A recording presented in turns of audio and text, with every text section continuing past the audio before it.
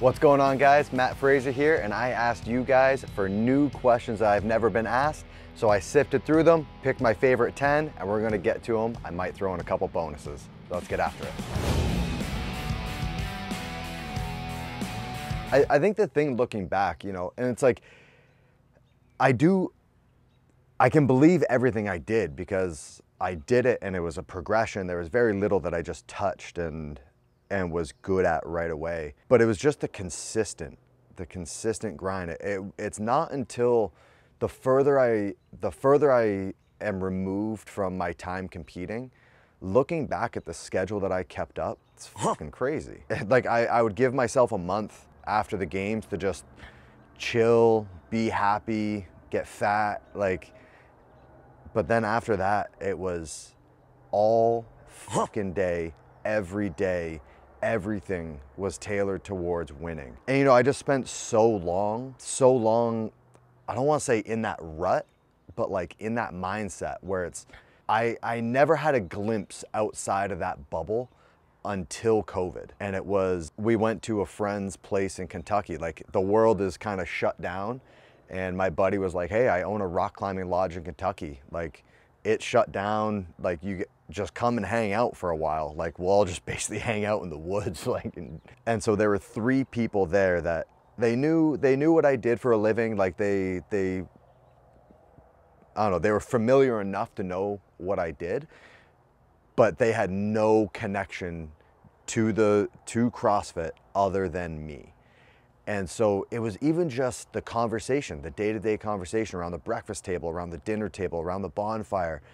And it was just like, oh my God, I've been so single-minded, just one singular focus for so long. Yeah, so I think that's one thing that looking back now, it's like, holy shit, that was everything. One jumps to mind. It was super early on in my CrossFit career. This would have been 2013, probably. For the East Coast Championships, Ben Bergeron put on a challenge. So it was a $100 sign-up fee, and he put up this challenge, and it was a games athlete. Forgive me, I don't remember who it was, but he posted the workout. I think it was called Godzilla, and he was like, if anyone can beat this guy's time, I'll give you your entry fee back. And I looked at that, and I didn't pay my entry fee. Matt O'Keefe paid my entry fee, and he's the one who sent it to me. And I was like, well, you paid the entry fee. And he was like, no, you can keep the $100. And I was like, I'm in. What was the workout? It was 1 legless rope climb, 2 snatches at 225, 3 back squats at 365, and then 4 parallel handstand push-ups for 3 rounds. And so I was like, okay, I'll give this workout a shot. And the time to beat, I want to say, was 8:57.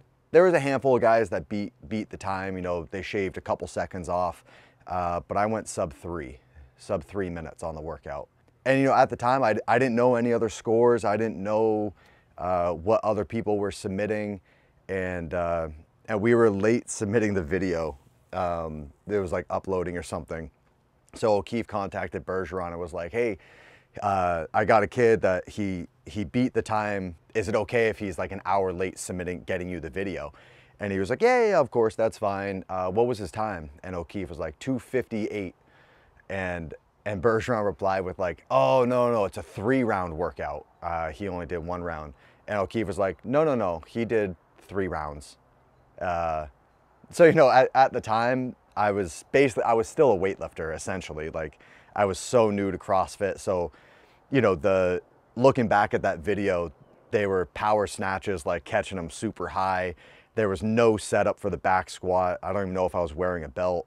And it was just like under the bar, grab, go, bump, bump, bump, re-rack, go to the parallettes.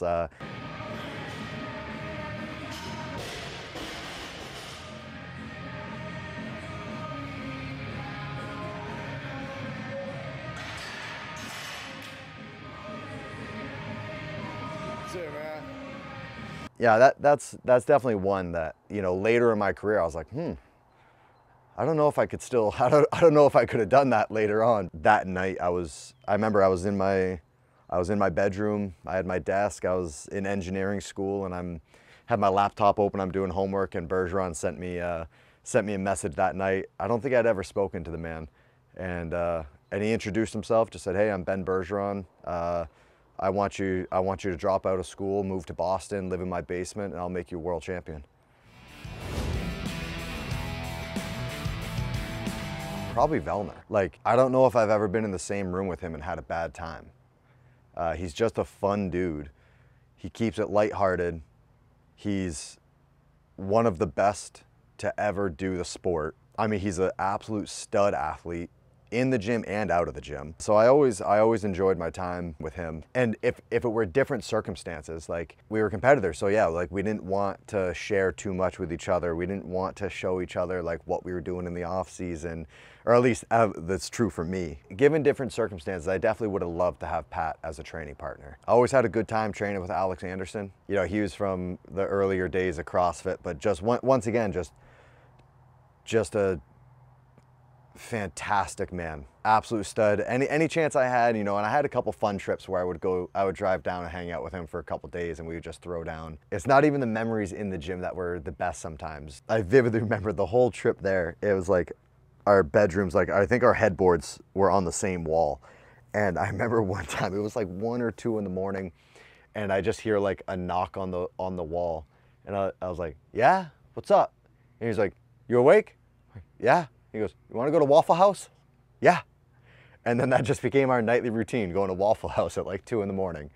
And like he would grab one of his brothers, and you know, it's just like that. It's we were there training, busting our asses all day, but then, you know, as soon as we left the gym, it was we were just buddies, kind of on the same adventure together. I got a good one. There was a stretch in maybe 2013 where I competed 6 weekends in a row. Grid League, that was a thing. So I think there was 3 Grid League matches, and then it was like Granite Games, Beast of the East, and something else. And like, don't quote me on the names of the competitions, but it was six competitions back to back. And I was in school full time doing a double major, double minor at University of Vermont. And for like, I think I withdrew from the 6th one. I think I like got super sick at Granite Games, and it just like, I'm going out on the floor with like a hoodie and sweatpants on, a winter hat, because I was just like shivering. I was so sick. I would miss Friday of school, fly or drive to the competition on Friday, or sometimes competing on Friday, I think. And then compete Saturday, Sunday, and then travel back Sunday night or Monday morning. Either my mom or my girlfriend would pick me up from the airport. I would tell them like, hey, I need this textbook, this binder, like all the stuff I need for school. They'd pick me up from the airport and drop me off on campus. And so, you know, for like a month and a half, it was just this well, I wasn't just burning the candle at both ends. I had a fucking lighter in the middle of that motherfucker too. I was destroying my body. There was no recovery, but I got into a good routine of like, I would travel back on Monday, I would catch up on sleep on Tuesday, get a good training session Wednesday, have like a taper workout on Thursday, and then travel Friday. And you know, by the end of that, I was beat up, because I got used like a rented mule during Grid League. It was you know, it was a game of specialists, but I was the guy that, you know, I was decent at everything. If there was a 3-man station, they would throw out the 2 specialists, and Matt, get out there. So I was the guy trying to do 30 unbroken muscle ups, and then I was the guy trying to do touch and goes at 355 clean and jerks, you know? I had tendonitis in my elbows for years after that. It was just, I was young, hungry. I didn't see any other opportunity. I just saw the opportunity that was in front of me, and I was like, I don't know if I'll ever have something like this again. And so I wasn't gonna let it go. Oh my God, so many things. I remember when I first started, you know, you heard some of the top people talking about like no days off, train 7 days a week. So stupid. Take a day off, take a rest day. Your body needs it. I mean, like when I started, it's like the only examples I had were the people doing it. And I was like, all right, if it worked for them, then that's the way to do it. The amount of Metcons I did, just Metcon. Warming up, That wasn't a thing till like midway through my career, basically. Like I remember there were days where it's like, you know, I had like say like an hour 15 break in between classes. And so it's like you haul ass to the gym, you run inside, class already started, and it's like they're doing clean and jerks, 10 clean and jerks on the minute, and like they're starting in like 4 minutes. And so it's like you grab a bar, you do a couple front squats, a couple strict presses, throw 135 on, do a clean and jerk, 225, do a clean and jerk, 315, do a clean and jerk, then start the workout. So, you know, going from an empty bar to 315 for a 10-minute EMOM for clean and jerks within 4 minutes, I'm sure that took a toll on my body. But you know, when you're in your young 20s, you can get away with some of that stuff. Oh, I mean, my diet. Dude, my diet when I started CrossFit was so, like looking back now, so embarrassing and atrocious. But again, it was, I liked, so like I ate when I, so when I first started CrossFit, I ate my feelings away. Like I hid my emotions with food, and I was so sad. Like I had nothing. I was, yeah, we don't need to get into how sad I was, but Costco made full racks of ribs that were ready. They were already cooked, ready made, so you just had to heat them up. And that was a normal dinner, was a rack of ribs and a pint of Ben & Jerry's. And I took it as, one, I took it as a sense of pride of kind of like, everyone's telling me I need to eat healthy, and it's like, I'm eating this and I'm still beating these people. Like it was a sense of pride, but then I think it was a little bit of a defense mechanism too of, you know, if I didn't win, I had an excuse. I had something to fall back on. It kind of gave the perception that I wasn't really trying. I ate so terribly. The food, like when I was at school, Lucky's Chinese food truck, it wasn't a food trailer. It was absolutely a utility trailer with a hole cut in the side. And this dude sold $5 combos. So you got some like pork fried rice, General Tso's chicken, and something else on the side and a drink for $5. And that was my lunch most days. Right in front of that truck was a pizza truck, and it was $1 for a slice of pepperoni pizza. So, you know, I would put a 5 on, and you get a little bit more than half the pizza, and I would just put all 5 pieces on top of each other and eat it like a sandwich. But at the time, you know, like CrossFit wasn't a full-time thing. I was a full-time student, and I was broke. So that's what filled my belly.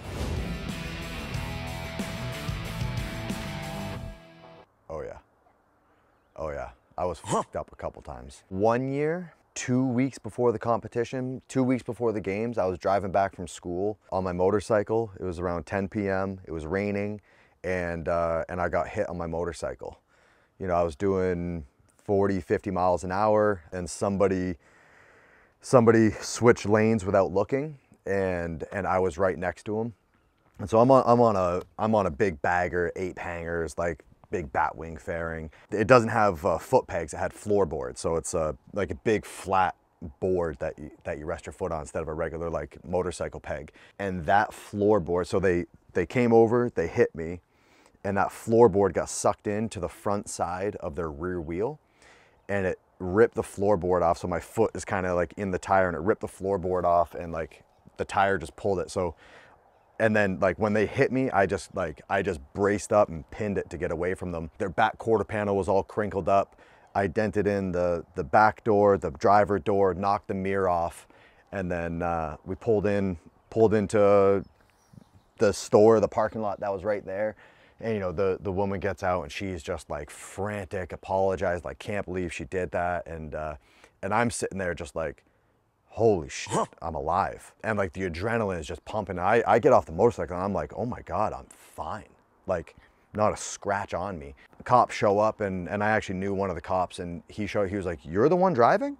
And I was like, yeah. And he was like, dude, we thought we were showing up to pick up a body. He was like, 10 p.m., raining, car hit a motorcycle, like what the hell? So I was able to walk away from it, but like an hour later, dude, my ankle just went like ballooned up, like tough to get shoes on. So I think I competed with an ankle brace on that year under my sock. Yeah, ankle was pretty fucked up, but I remember calling O'Keefe that night, and I was like, dude, I'm out. I can't compete at the games. Like I can't do a squat. I can't go below parallel. I can't track my knee forward at all. In 2017, I tore my LCL day 1 of competition. So the ligament on the outside of the knee, I was doing a pigeon stretch on top of a box. You know, it's just more is better. And so I was just kind of pulling on it a little bit too much, and it popped, and then I got like a couple inches more range of motion. And so I like snap up and I'm like, oh shit, what was that? What was that? And I stand up tall and put both feet down, and I kind of like, you know, I bring a heel up to my butt. That feels fine. Did an air squat, that felt fine. And then I held my leg out to the side. So I was standing up and I picked one foot up and I held it out to the side, and my leg at my knee, it drooped in, like the wrong way, it drooped to the inside. And I was like, oh shit. So then I flex my quads straight and I shake it to the side. And you know that thing you do with a pencil? I would shake my leg to the side, and it, I don't know, 15, 20 degrees of motion to either direction. And I'm like, that's not supposed to be like that. Called my mom, and I was like, Mom, like, I need you here right now. So my mom's a doctor, so that's why I'm calling her. And when I get to her, I'm like, hey, I think I tore something in my knee. And she was like, doing what? And I was like, stretching. She was like, impossible, you can't tear your own ligament. And so she lays me on my back, she does all the checks on my knee, and she was like, hey, there's a little bit of slack in there, but it's impossible to tear your own ligament. So there might be a little bit of slack, be cautious, but you're fine.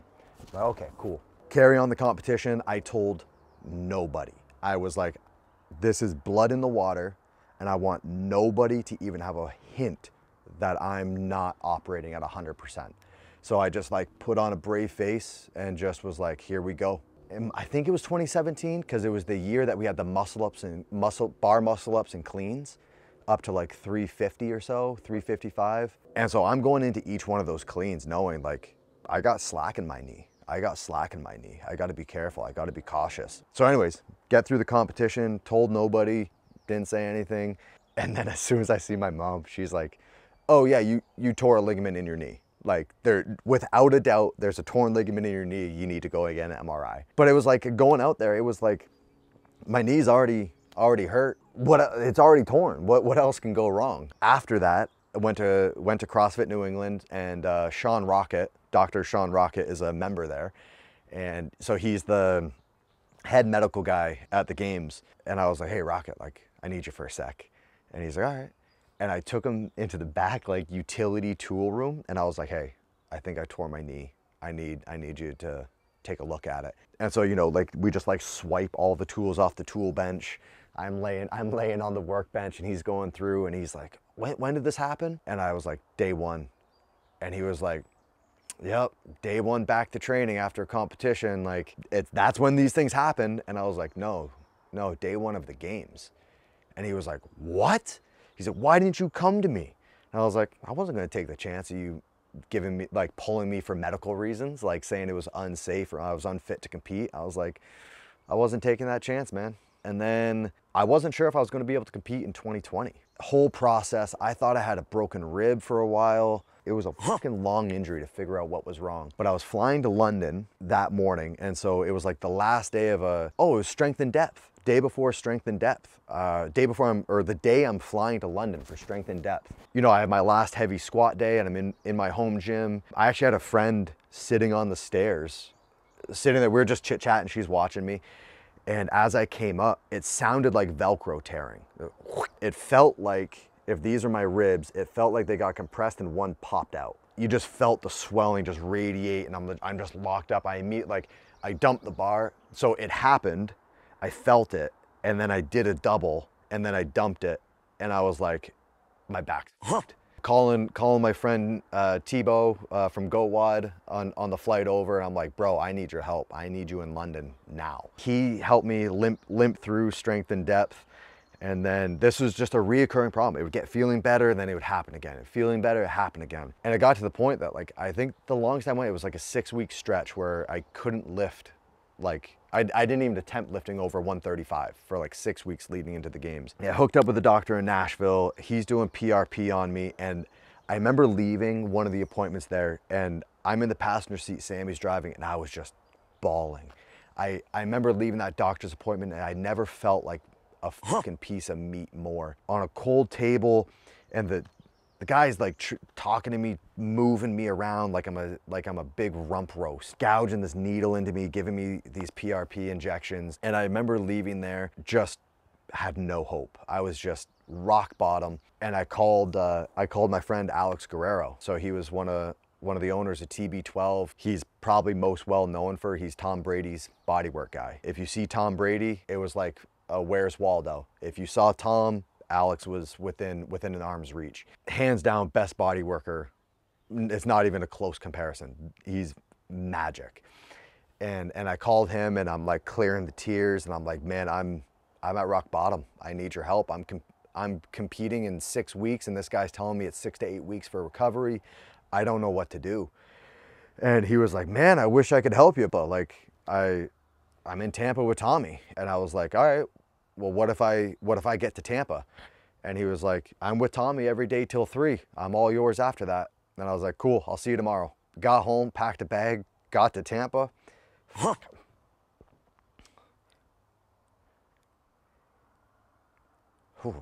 I don't know why this is pulling this out of me. I was just so scared. Yeah, and he was like, he's like, nah, it's not 6 to 8. I'll have you fixed in 3 to 5. All right, competition's in 6 weeks. I'll 5 weeks. If that's what it is, that's what it is. And he was like, no, 3 to 5 days. All right. You know, he was like, does it hurt to breathe? I was like, no, breathing's the only thing that doesn't hurt.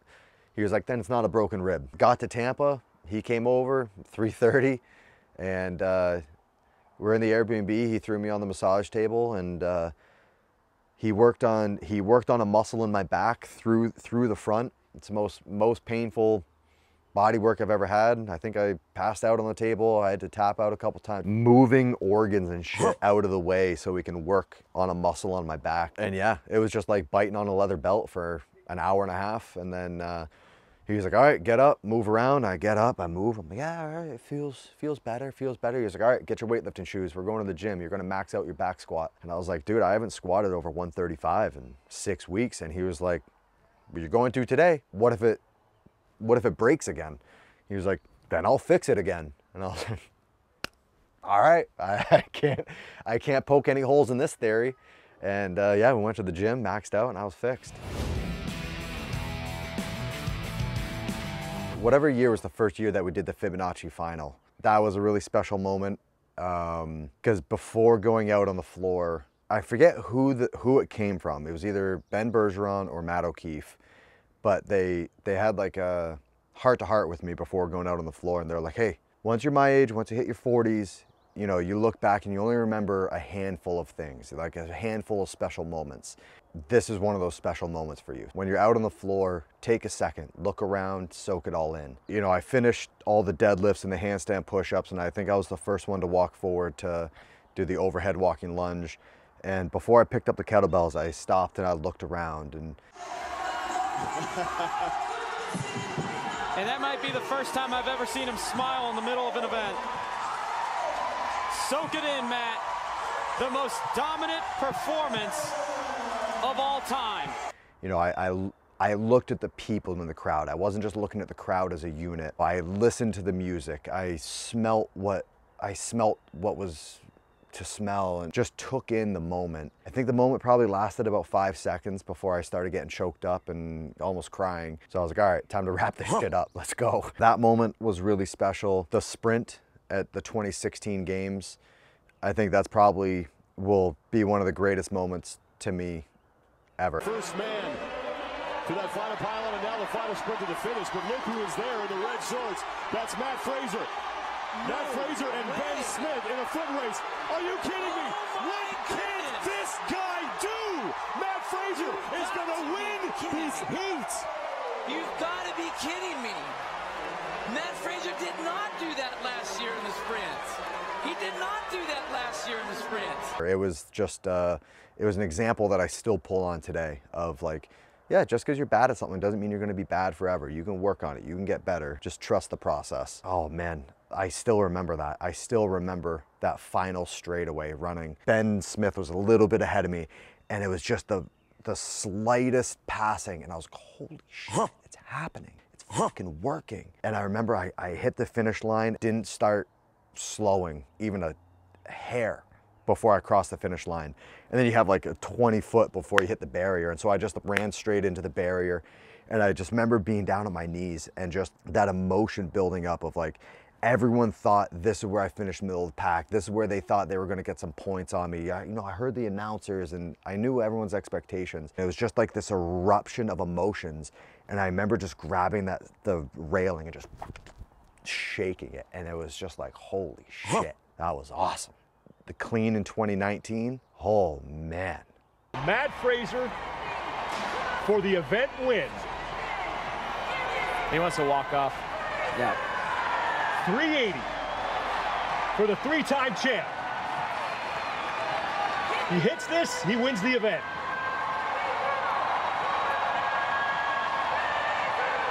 Come on, Matt. Oh, yes! Matt So fun fact, I don't remember standing it up. I don't remember the moment, that picture with me with my arms over my head. Don't remember it. I was about to pass out. I remember catching it, and as I started, that feeling of passing out came on, where your body just goes numb. Your vision just goes sucked in, and it's like the TV static all the way around. You taste pennies in your mouth, and I was just like, I got 3 seconds before I just keel over and pass out. So I was like, I better stand this thing up fast. And your entire body is just numb. So it's like, you don't even feel how hard you're pushing. So I was like, all right, give her hell. And I remember I stood it up, got the down signal, and I remember I was like, I can't move. I was like, I can't move my feet, I'll fall over. And so I just stayed right there and just,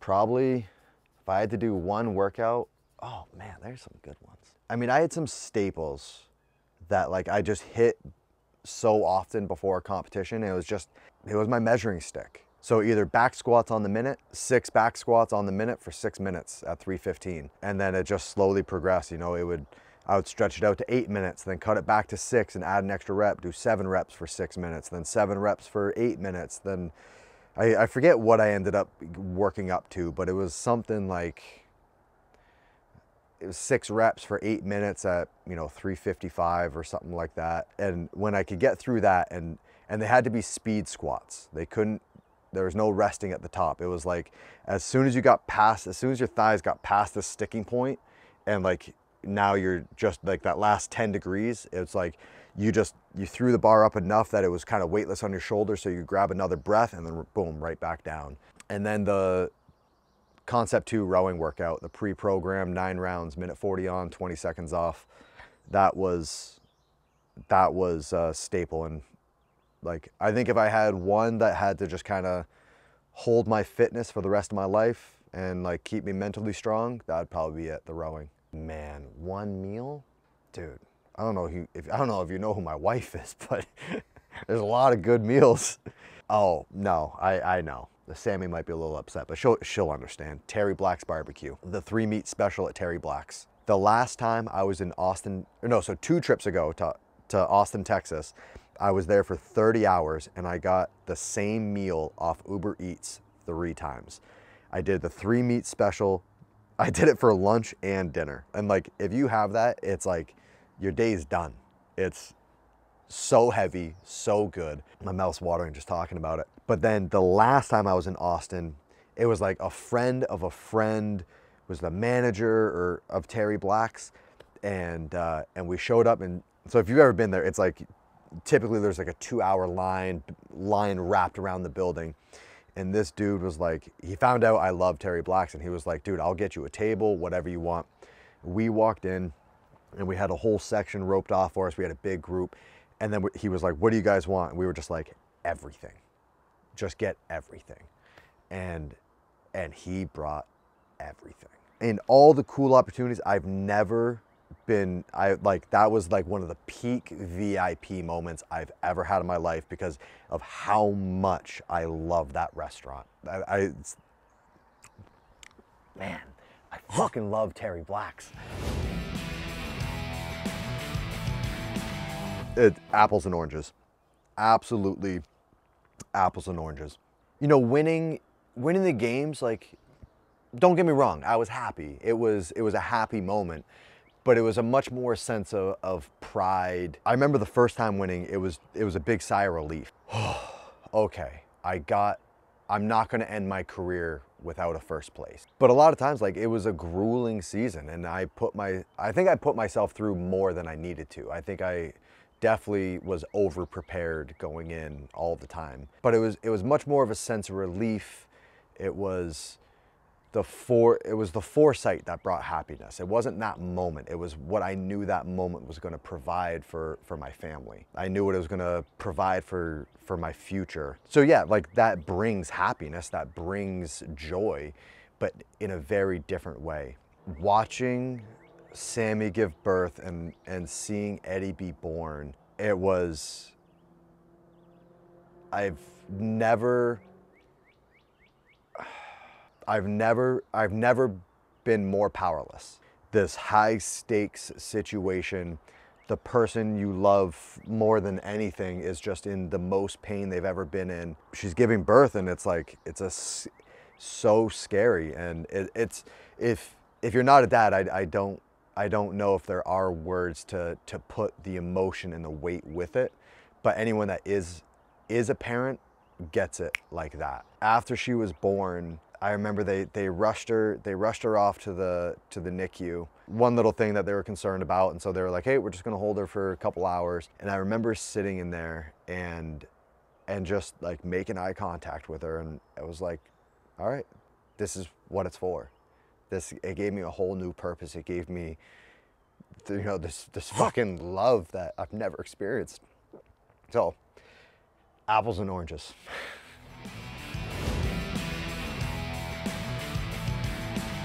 I fucking loved the pain. I loved it. That's when I knew I was getting better.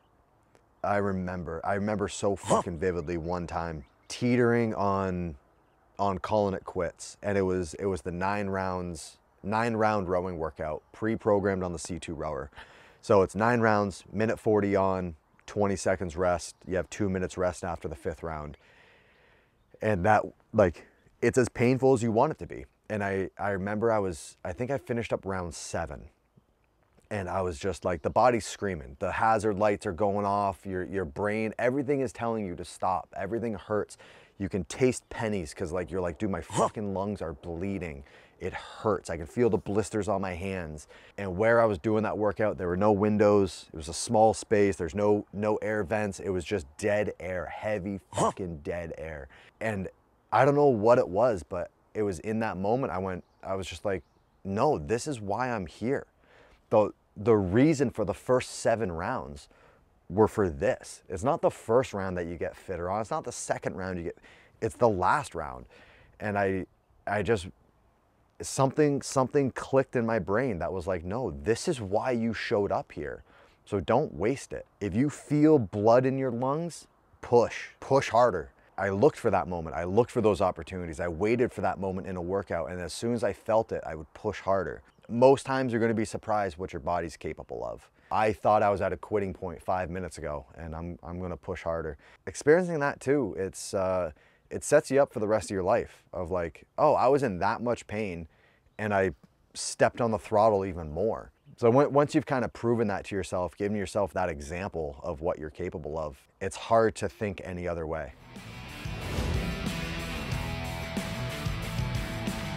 Before every event at the games, I would recite the Serenity Prayer. I don't know if that's as much superstition. It was just more part of my routine of, I would recite the Serenity Prayer, and then I would go through the event, through what I was about to face, and I would name off the things that I had control over. During this event, this is what I'm going to pay attention to. I'm not going to be worried about what's going on left or right of me. I'm not going to worry about if my judge makes a bad call. I'm not going to worry anything. And 99% of the time, the only thing I had control over was my effort. That's what I would focus on, is just giving my best effort. And then in the tunnel, I actually don't even know if I've said this, in the tunnel before going out, most times I would be the last guy walking out of the tunnel. But in the tunnel, I'm under my breath, I would just repeat over and over and over, you have the opportunity to be a fucking legend. And I would just sit there, you have the opportunity to be a fucking legend. You have the opportunity to be a fucking legend. This is a short window. What's my 40-year-old self, what's my 50-year-old self gonna wish I did when I was out here? All right, the pain's gonna leave in a couple minutes. Don't be scared of it. The pain's gonna leave, so let's just give her everything we got.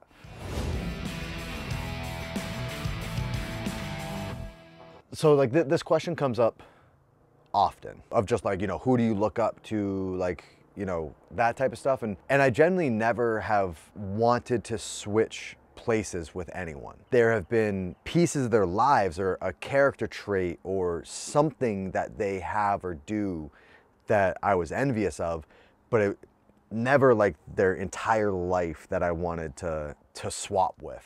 To answer just the generic question, like who was the most influential person in my life, it was probably my 6th grade math teacher, Mr. Epstein, Ken Epstein, for so many reasons. One, I was a troublemaker in his class. He was the math teacher, and he was the first one to realize that. He was like, oh, you're not a troublemaker, you're just bored. Like we'd get a worksheet and I would finish it within the first 5 minutes and then screw around for the next 40 minutes of class. And so I remember one day he opened up the door to the other classroom, asked the teacher to just like keep an eye on our class. And he walked over to the high school, he got a geometry textbook, and he came back and he like slammed it on the table in front of me. He was like, that's what you're doing now. And I was like, oh shit. And he was like, you're not a troublemaker because you're a troublemaker. You're a troublemaker because you're really good at math and you're just bored in my class. So that was in 6th grade. So did geometry. And then he was also a former bodybuilder. And I remember he fucking jacked dude. But then it came up one day that like he was a bodybuilder when he was in his 20s, and he brought in a picture. Like we asked him to bring in a picture, and he brought in a picture of him on stage doing like a back pose, double bicep, and I was just like, that is the coolest. I was just taken back by it. And when I was his student, I was still a fat kid. I was still real chubby. And so it was because of him that I started working out. In a month, I lost like 33 pounds because of that. And then I made a bet with him, or he gave me a challenge or something. And the prize was he would take me for a ride on his motorcycle. So I had to bring in a signed permission slip from my parents. And then he took me, he had a CBR 600. And he took me for like an hour-long ride, stopped, got lunch, you know, sat at a picnic table, chatted. He was that teacher, like just took me under his wing and just kind of got me interested in working out, got me interested in math, got me interested in motorcycles. So yeah, Mr. Epstein, most influential person. When I figure it out, I'll let you know. Basically the method that I came up with, and I was far from perfect. I definitely pushed it very hard, and just like through grit got through it. It was because of the people I had around me. It was because of Sammy and O'Keefe that I was able to get through it. They were the ones that every time things got bad, they were the ones that would talk me off the ledge and, you know, yeah, just allow me to not quit. But I've talked about it before, of like, I would weigh every decision, every action. Is this going to bring me closer to my goal or further away? And even if it was some decisions are, it's a hard, you're coming to a T intersection, it's a hard 90 to the left or a hard 90 to the right. Other ones, it's much more subtle. It's a 1% offshoot. But I genuinely wouldn't sacrifice on any of them. It was, if it's going to pull me further away from my goal, I'm not going to do it. But what I learned early on was you have to factor in your mental health at the same time. Yes, some decisions, it would not be beneficial physically or, you know, for my like on-floor performance. I knew like if I stay in this mental headspace right now, it's going to be way worse. Whether it was taking a session off or going on a trip or whatever it was, eating a meal that I knew wasn't healthy, but I'm like, no, I need a mental break. It may not be best for me in this moment, but it's going to make me better for tomorrow. It's going to make me more willing to show up tomorrow. A happy competitor is a dangerous competitor. So I always kept that fresh in my mind, just to keep myself as happy as possible, which was still a very, very low bar, but just making sure I was happy enough that I wasn't gonna just call it quits when things got hard. All right, so that's a wrap. Thank you guys. I love doing Ask Me Anythings, and thank you for the questions that they're not the norm. So let's plan on doing this again. Drop your questions in the comments below, and we'll do a part 2.